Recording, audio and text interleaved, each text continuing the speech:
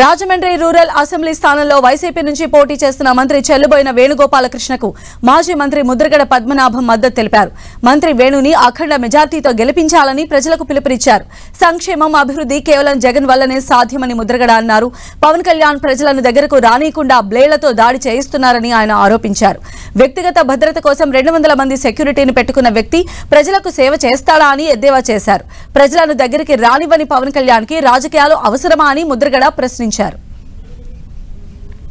అయ్యా వారి మీద ఏక వాలకూడదు, అయ్యా మట్టి పడకూడదు, ఓ మనిషి ముట్టుకోకూడదు, ఓ మనిషి సెకండ్ ఇవ్వకూడదు. ఇవి అన్నీ ఆపుకోవడం కోసం వారు పెట్టుకొని ఏదో బ్లేడ్ బ్యాచ్ చేయటండి.